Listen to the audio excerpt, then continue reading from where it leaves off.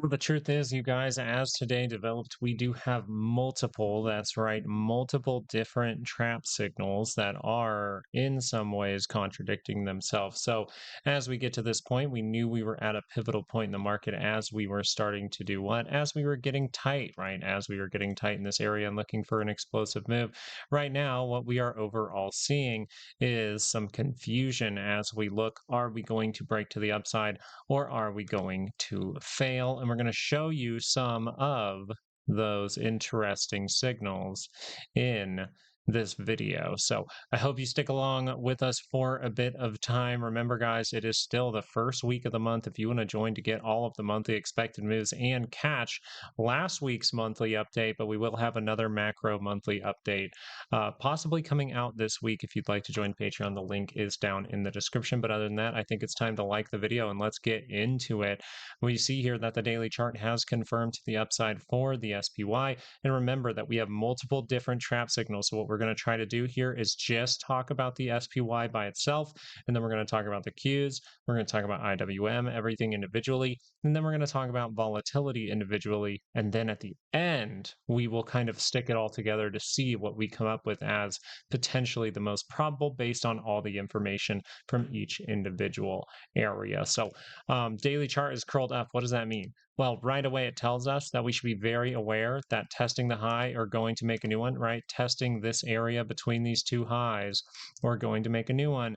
The door was just fully swung open to that and even stepped through a little bit, which means a lot of the time you will be looking for 2-hour pullbacks that lead to buyer demand. And this means that if the market, aka the SPY at least here, wanted to dip down into these areas and see a 2-hour pullback or even shoot down to that weekly expected move and then curl to the upside, we still would consider the fact that this can be a positive thing as long as the daily chart remains positive, right? As long as this daily chart is curled up, then there aren't massive problems, but you might want to see a 2-hour pullback first. You might want to see a squeeze into a 2-hour pullback before making a decision targeting the monthly expected move for this month. So the reason we're pointing this out right now is because of the 30-minute chart. The 30-minute chart in here did give us those divergences, and we notice we have some daily expected moves for you. So let's read those off, and then we'll talk about those said divergences. We do see here that we have to the upside 752.11, to the upside 743.31, to the downside. And we notice what? Right away, we notice we're right by that center line, but we also notice there is a divergence on the MACD and the RSI at the same time. Now, we can take this into consideration as we're analyzing from the daily chart down to the 30-minute, like we talked about during the live show. The daily chart is curled up. We're looking for 2-hour pullbacks. So a divergence here can lead me to believe a 2-hour pullback is coming. That's why we discussed that just a moment ago. But if that is going to go wrong, if this 2-hour pullback is overall done, and this is going to just reconfirm into positive territory all of a sudden, then this 30-minute would have to curl up and not create some kind of divergence point that fails. Notice that we are starting to dabble with some interesting potential wedging that can take place, right? If we do something like this and we see a 30-minute move up to the daily expected move and then we roll the next day, that will lead us into us talking about, hey, the 2 hours rolling, we want to be cautious with it, but also the daily chart, as long as that's confirmed, we are looking for 2-hour higher lows. So if the 30-minute is able to curl up here, you would suggest 752.11 is on the table. And at that point, you would suggest, hey, 756.16 is on the table as well for the end of the week. But we are going to watch out for any kind of trick and trap here because we have other signals out there on the VIX that are kind of disagreeing with some stuff going on here. And we will go over that after we get through the Qs and IWM. Speaking of the Qs have a very, very interesting signal here. This is what we posted to Patreon towards the end of the day just to make you aware of it. We have the contradiction here.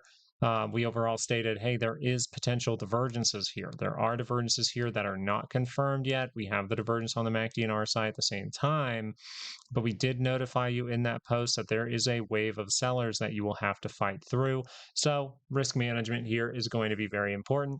We're going to do this the opposite way, just in case your brain works that way. We see here daily expected move of 719.64, 699.22.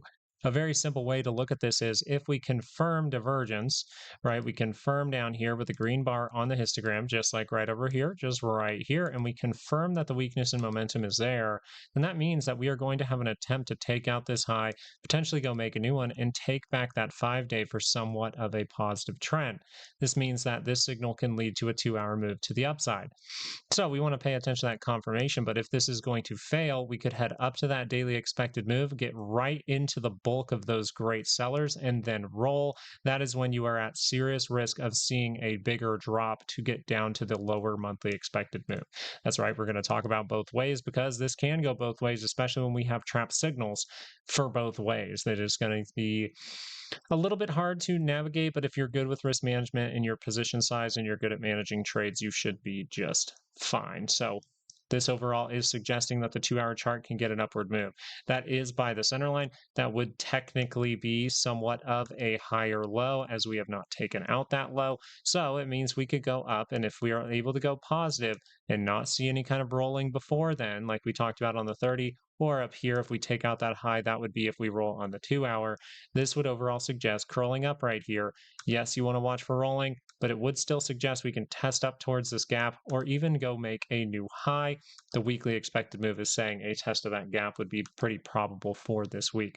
So it looks like going into tomorrow, a potential decision to be made with these kinds of signals, right? If we reject from here, it's pretty much, hey, we're going to head down to the weekly expected move. If we can confirm this and hold, then it's pretty much, hey, we're going to try to make a move up to the upward weekly expected move. So I do believe tomorrow is important, and I hope that you're able to join us for the live show in the morning where we will have a full live stream. I know I had to hop off. I'm sorry. Nothing serious was happening, guys, or anything like that. I had to hop off because my brother just called me back to back to back like 3 times, and I had somewhere to be. So IWM, let's go over that for a moment. And actually, let's take a peek at the daily chart for the Qs just really quickly to notify you that that has not curled up yet. So if the 2-hour is able to carve out the higher low, that would be your hint that the daily chart can make a pretty sizable move. That means that if the daily chart's able to curl up over here, because of the amount of time we've spent getting down here, I want to be available for 2 pushes, but I still want to watch for any kind of trap up towards the annual expected move of 748.35, but technically a confirmation here would lead us to believe, hey, we can test this high and potentially go make a new one. IWM, though, is in a totally different state. IWM actually fully confirmed the reversal signal here today. So this is kind of where we start to go a little bit different. You notice that the SPY, we're still talking about potential upside. Notice that the Qs, we're still talking about potential upside for the most part. We haven't seen a failure. We even have a signal that suggests upside, but IWM is different. Now, we're still going to talk about how this can go wrong, but right now, you have confirmed triple divergence on your MACD. I'm going to double check, make sure we haven't violated on the RSI. We have not. You have quadruple divergence on the RSI. That tells me that we are very likely to go with this confirmation. It's saying we have opened the door to go test these type of levels. And around that level is your monthly expected move. If you want that level, it is over on Patreon as well. But if we break that low, we see how we could go into that weekly pullback we've talked about. So IWM, very, very different. How does it go wrong? Well, this signal goes wrong by the 2-hour being able to curl up while it is by the center line. So if this is able to curl up, not make some kind of quick little lower high divergence point over here, but instead squeezes through a bit, squeezes through the previous signal right here on the RSI, we squeeze through, we can go up for a couple more pushes. So the daily chart is suggesting down, but if this 2-hour curls up, then we would expect us to try to take out this level and even go test something like 300 to 303 again. In the 30-minute chart, and we'll talk about the daily expected moves. Daily expected moves here, 299, 299.11, 299.11 to the upside, 293.27 to the downside. And remember, this is all taking place outside of the annual expected move. So this is a risky area for 2026, just to be very clear. But we notice here that some kind of fishy higher low might be attempted. So if the 30-minute curls up, I might just want to watch this for the day, not necessarily be bearish or anything, even though those daily signals look pretty bad. And if I see a 30-minute roll and fail this lower high, that would be a better thing to look at right now. But it looks like the bears are currently in control of IWM, trying to start some kind of reversal. Not full control, just trying to cause some kind of reversal. Now, What agrees with IWM? The SPY kind of says, "Hey, we're gonna try. Yeah, we're not fully curled up or anything yet, but we're not in a risky area." The Qs have a divergence to try to confirm in the morning. IWM here confirmed a bad signal. It's in a different state on the daily, so it's saying down for the most part.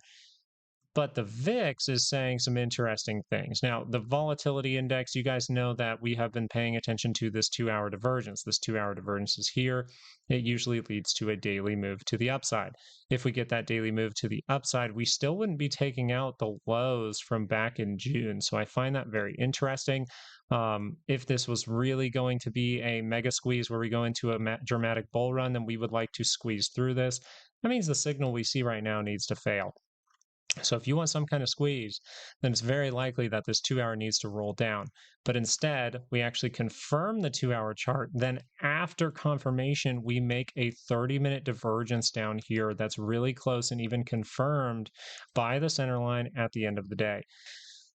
This tells us that volatility is calling out something for the SPY that IWM is calling out for itself. This is overall stating here that you would need this signal to fail or we are at risk of some sort of sell-off, and I wanted to make you aware of it. So considering all of the signals that we have gone over in this video, the 2-hour divergence, the 30-minute divergence, and the divergence with IWM, it is imperative that we pay attention to a confirmation for the 30-minute for the SPY. If we do not see this confirmed to the upside, then there is no chance of testing the high and going to make a new one. Instead, if we see continued maybe ABC move to the downside, we might actually want to pay attention to that 2-hour pullback. We may even want to pay attention to the daily rejecting from this area to go test the lows from this creepy little wick that we got last week. So overall, I think it's a time to be very reactive, and we will talk further about this in the morning. But I hope that this video was overall helpful to you, and I hope you have a great rest of your night. All right, guys, I'm out of here. Peace out.